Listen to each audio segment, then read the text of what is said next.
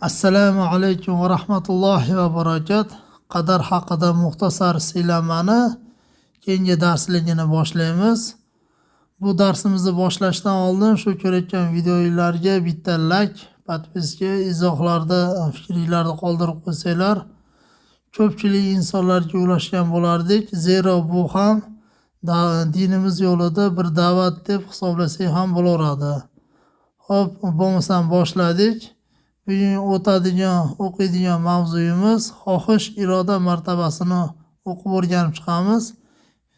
Bo'lmasam boshladik. Bismillahirrohmanirrohim.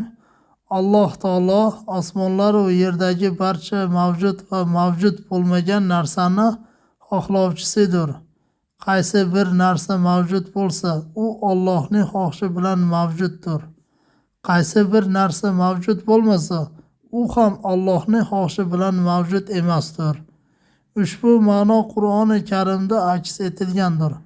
Alloh taolo o'zining fe'li ishida xohish irodasi borligini va bandalarning ishlarida ham uning xohish irodasi borligini quyidagi oyatlar bilan ma'lum qilgan.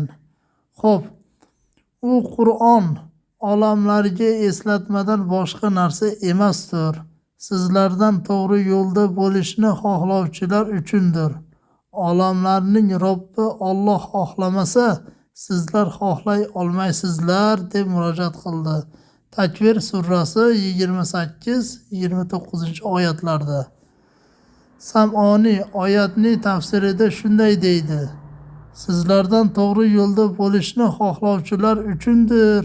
Oyati nozil bo'lganida Abu Jahl ish bizga havola qilindi. Agar xohlasa to'g'ri yo'lda bo'lamiz, agar xohlasak to'g'ri yo'lda bo'lmaymiz dedi. Shunda Alloh taolo unga rad qilib, olamlarning Robbi Alloh xohlamasa, sizlar xohlay olmaysizlar oyatini nozil qildi. Boshqa bir oyatda shunday deydi Alloh subhanahu va taolo: Agar Robbingiz xohlasa, unday qilmagan bo'lar edilar dedi. An'om surasi 112-oyatlarda. Ibn Abu Zamani o'zining tafsirida ushbu oyat ostida shunday dedi: Agar Alloh taolo xohlaganida shaytonlar insonlarga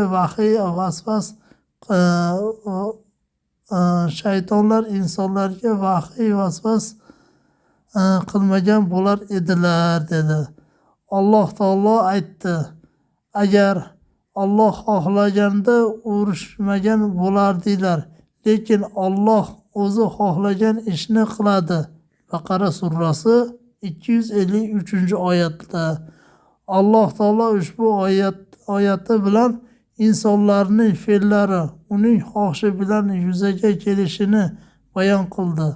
Allohning fe'li o'z xohishiga taalluqli ekanini ifodalovchi oyatlar bundan-da ko'pdir.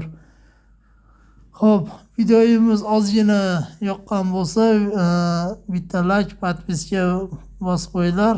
Keyingi darslarda ko'rishguncha assalomu alaykum va rahmatullohi va barakatuh.